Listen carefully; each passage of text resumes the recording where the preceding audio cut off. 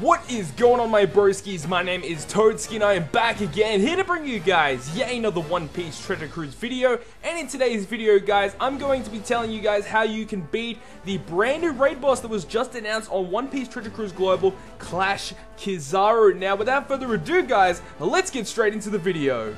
So first thing is first, let's go ahead and break down this brand new raid boss unit, which is the KIZARU Light Human. So he is a 5-star character and is a quick shooter fighter type character, and at max level at level 99, he has 2,506 health, which is pretty good. His attack power is 1410, which is actually amazing, and 227 recovery, which is also really solid. He has 50 cost like all other raid boss units, and he also has 3 socket spots, which is insanely good. Now, his captain ability will reduce the cooldowns of all shooter characters by 2 turns at the start of the fight.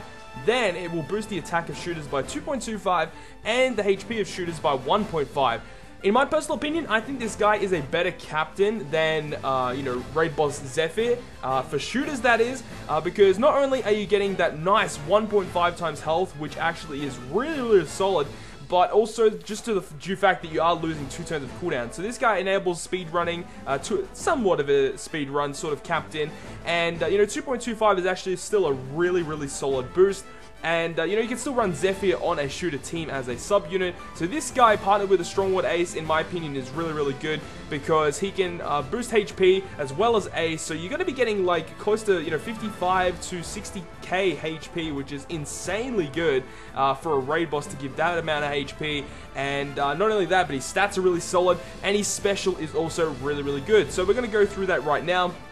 Now, this guy's special is actually multi-stage, so there's a stage 1 and a stage 2, and stage 1, I believe, is 6 turns less than what stage 2 is. So we'll go through the stage 2 special, which will max at 11 turns. It changes his own orb into quick, and then reduce special cooldown of all shooters and fighter type characters by 1 turn. Then it will add 0.5 to the chain multiplier for 2 turns. So this guy is absolutely crazy. Not only is he giving himself an orb, but he's also lowering all the cooldowns of all shooters and fighters on your crew, because he himself is a shooter and a fighter, so he helps out both of those teams. And not only that, but he'll also add 0.5 to the chain multiplier, basically meaning you're going to be doing more damage. Now, the thing about this is that obviously we've got Raid Boss Boa, who locks the chain multiplier at 2.5 times for 2 turns, so I'm not 100% sure who is the better character to put on the team. They both have really amazing users, but as a sub-unit, I'm not too sure who would give the more damage output in the end of the day, whether it be Boa or it would be KIZARU. In my opinion, I think Boa would probably give you more damage output. However, that does not mean that KIZARU is a bad unit. KIZARU is still a phenomenal character, maxing out at 11 turns. His stage 1 special is a 5-turn start special at max, and it does the exact same as his stage 2 special, except for adding the chain. It will still give himself an orb and lower all the cooldowns, but just as I said, it will not add the chain multiplier for 2 turns if you are using the stage 1 special. So now let's start breaking down each of the 5 stages of this fight. So stage number 1, you're encountered by 6 marine soldier characters, and they can actually range between different colors. For the most part, I've seen mainly the quick characters and the Psy ones here. They all have the same amount of health. They do varying different amounts of damage, but you can also see the strength Knuckle Marines. They can also appear as well. They don't actually do anything. I believe the female characters might heal, but other than that, they don't actually do that much, other than just attack every time their cooldown will reach 0, and they actually deal quite a bit of chunk of damage, so you do want to be very careful about that, as they do quite a bit amount of damage, so you just have to mind your health on stage number 1. Stage number 2 is just a whole bunch of different characters. So first off, we have the Elder Seahorse, and the Elder Seahorse in this dungeon has 14 HP, so a lot more tankier than previous raid bosses. And this Elder Seahorse will also attack for 7,000 on that first turn that it is able to attack, and it will randomly chain a unit for 6 turns upon its first attack as well. So you definitely have to take down that Seahorse on that first turn, because you really do not want to get any of your units chained, especially for 6 turns, because it's going to be pretty hard from there on out, especially if they lock your captain, making it very difficult. There's also a blue lobster there. Now, the lobster has 13 HP, and it attacks for 3,800 damage, and that can vary in cooldowns between 1 to 5 cooldown it can appear on. Obviously, if it's on a 5-turn 2-turn cooldown that is the most optimal, but it is random in between 1 and 5. Then you have the Daimyo Turtle, which is also there, and that has 8 HP and will attack only for 1500, so that's kind of good. However, it only has 8 HP, which means that you can only maximum get, 2 turns of stall out of it, which is kind of annoying. Then there is also some marine characters. So the marine characters are very similar to the previous room. They have the same amount of HP, but these guys will attack for 6300, nearly 6400 damage on a 2-turn cooldown. So definitely on this stage, you want to try and take down the seahorse first, and then you want to take down the marines, and then try and stall as much as you can on the turtle and the lobster mob characters. Now we move on to stage number 3. Now this is where it starts to get a lot more difficult. Now on this specific stage, there will be 2 pacifista units that will actually turn up, but it can vary between 3 different characters. So I'm pretty sure the strength one will always appear, but the dex and quick one will interchange, and it really can vary between those 2. So let's break down on what each of the colored ones do, because each color of the pacifista has a different effect. They all have the same amount of HP, and they all do the same amount of damage, but they have varying different effects that they will apply. So the strength one will apply a 20 hit combo barrier for 99 turns upon entering that room against him, which is quite annoying. 20 hit combo barrier is actually pretty significant. And then after its first attack, it's going to enrage and raise his attack power, I believe, to like 17,000. So you definitely do not want to get hit by these guys. Then the Dex character, the Dex Pacifista, will recover 50,000 HP every single turn. And then with the Quick Pacifista, upon that first turn, after you wait 1 turn, he will paralyze your friend captain. So I highly recommend, if the quick one does appear, then try and take down him first so you don't get paralyzed, and then you can try and focus all of your attack power onto the strength pacifista. Stage number 4 has 2 more pacifistas as well as 1 marine character. So the pacifista now will also have the same amount of HP and attack power as the previous room on stage number 3, but again, because they are different colors, they have different effects. So the yellow one will change your crew slots to negative every 2 turns, and then the int one, the purple one, will apply a 3-hit perfect barrier for 9 turns upon entering that stage 4 room. So in this specific room, I would recommend taking down the purple one first, and then stalling on the yellow one, because the yellow one will only change your crew slots to negative. Not that really much of a deal, like you don't really care about that at all. And the marine character, you obviously want to take down in the first turn as well, because after every turn, she'll actually go ahead and heal everyone on the opposing side by 20,000 every single turn. So definitely want to take down her first, and then you want to focus your attack power on the pacifistas. One thing to note about these pacifistas, they do have a defense shield as well, like sort of like a mini defense on their own mob character, which is quite tanky, but they don't actually have a lot of HP. So if you have a matching orb on a couple of characters, you shouldn't have any issues whatsoever with dealing enough damage to take down these pacifistas. And now we've finally reached the stage 5 fight against KIZARU. So obviously, KIZARU being the quick boss, now specifically his health is 3.5 million, or it's 3,546,320, and he attacks every single turn for 7,775. So as long as you can, take a couple of hits from that and make sure you have the right amount of HP, otherwise you're going to die, obviously.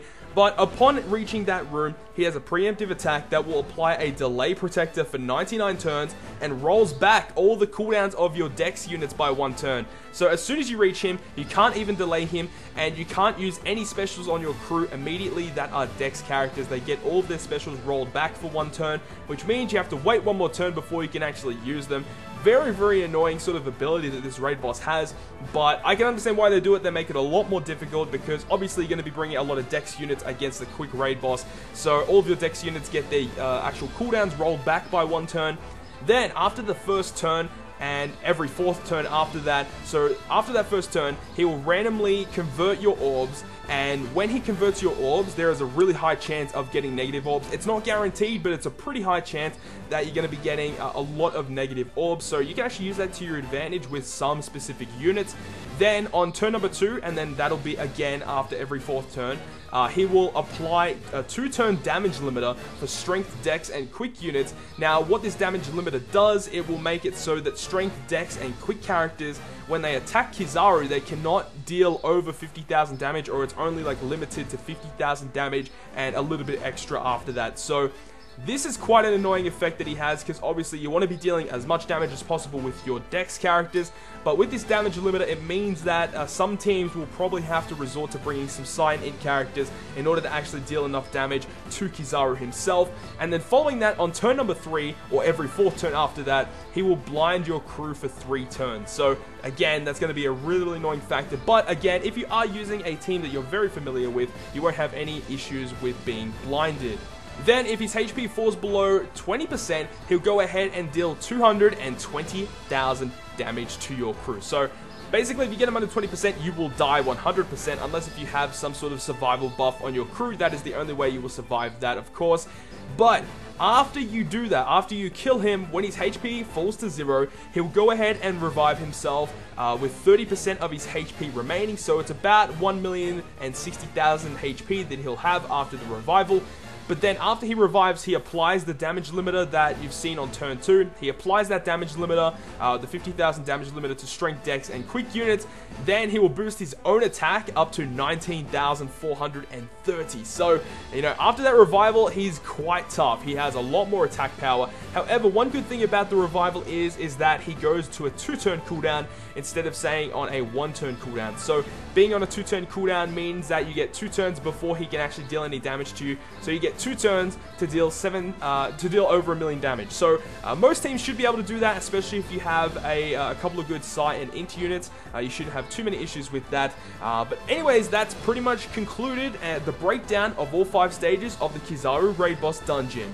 So now that we've gone ahead and broken down all of the stages of the KIZARU Raid Boss, let's go ahead and talk about 3 specific teams that you guys might be able to build in order to actually take on this KIZARU Raid Boss. So the first one I am going to suggest to you guys is a free-to-play team, because I know a lot of people like to run free-to-play teams for some dungeons. So this specific team here is a free-to-play slasher team. However, it is very, very tricky. With this specific team, it's very, very hard to kill him off in a single turn, but it is possible. But the basic thing about this team is that you need to deal somewhere between 200 to 250,000 damage in the first turn, because after that first turn, you can go ahead and use all your specials, because he rolls them all back on the preemptive attack, and you have to waste that first turn. So that first turn, you have to deal between 200 and 250,000 damage, and then you can go ahead and use all your specials, but you save the int hawk until he revives. Now, you use all your specials like your double finger, you use your Zeph, because he'll give you all negative orbs, or close to negative orbs, and then you go ahead and use your Zeph, he'll give you dex orbs. Then you've got Ashura basic there for damage, and he's a really good stat stick. You got Doflamingo for the orb boost and orb manipulation, and obviously you've got your Raid Boss and Mihawk for the 30% health cut. And yeah, then pretty much you have to deal like 200,000 in that first turn, then you 30% health cut him, and then you attack with all your units.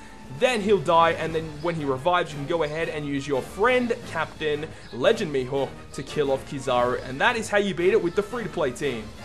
The second team that I'm going to suggest to you guys is a 6-star Crocodile Team. Now, with this specific team, you go ahead and use the double Crocodiles, of course. We've got Heracles for orb manipulation, Nico Robin for that really, really nice orb lock and getting you down to 1 HP. Then you have Doflamingo. Now, the good thing about this team is that you can actually one-shot KIZARU with either Doflamingo 6-star or his Raid Boss. With the Raid Boss one, it means that you have to hit all your perfects. If you miss, like if you get a great, I'm pretty sure you cannot kill him in that one turn. So Legend Dofi makes it much more safer, but you might have to stall a little bit longer. And then that last unit, Khalifa, really can be switched out for anything, but I think Khalifa is probably the safest bet, just in case if you do screw up, makes it that you don't really die. So, you know, Khalifa is a really, really solid unit to bring. Now, with this specific team, the way that you want to go, obviously it's the same with all these teams. You want to go ahead and wait 1 turn so that you can use your Dex unit specials, and then you can go ahead and use your Heracles, your Nico Robin, your Doflamingo, and one of your Crocodile specials to go ahead and actually kill him off in 1 turn. On the revival, you still have a second Crocodile special, so you can go ahead and use that. And then 1 Crocodile special with no other orb boosters is enough with all of your locked orbs from the previous turn to kill him off on the revival, which is really, really solid. Now, on the revival, he does have the damage limiter, so it means that you're going to be having to use your Nico Robin and your Heracles to deal enough damage to actually kill him. So you do have to keep that in mind, that you have to hit him with your Heracles and your Nico Robin last, because those are the ones that are not affected by the damage limiter. So just as a heads up for you guys, so you guys know how the team actually functions. Now, the last team I'm going to suggest to you guys is a Strong-Lord Ace shooter team. Now, with this specific team here, very similar to the previous one with Crocodile, you have to wait that first turn, so deal as much damage as you can in that first turn, and then on the second turn, when your Ace and your ISO specials are ready to go, you can go ahead and use all your specials. Use your Heracles first, then you can go ahead and use your ISO. Now, with this specific orb manipulation with Heracles, make sure that with Heracles you give the food orb to your Frankie, and make sure that Heracles and the Zephyr have their matching orbs, because then you can go ahead and use your ISO special to give all your Aces and also your ISO a matching orb, so that we have 3 green orbs, which is obviously what you want. Then you can go ahead and use your Frankie special to change that food orb from Heracles into his own orb. You'll have a full board of matching orbs. Then you can go ahead and use your Ace and your Zephyr, of course, and then you'll be good to go, and you should be able to kill him off. You should be doing a lot of damage with Ace's special. That'll do a lot of damage to him, as well as that first turn of damage that you did against him as well, and that should be enough damage in order to take him down. And then, of course, on the revival, you'll have to attack with your Heracles and your Zephyr last. But he's on a 2-turn cooldown, so even if you don't kill him off in that first turn, you get one more turn to actually kill him off, which is actually really, really awesome. So that is going to conclude yet another One Piece Treasure Cruise video. I hope you guys have enjoyed today's video. And if you guys did enjoy it, make sure to smack the like button down below. And if you want to stay up to date with all of the content that I post on my channel, including more One Piece Treasure Cruise Global content, then make sure to hit the subscribe button down below. But on that, guys, I will see you guys within the next video.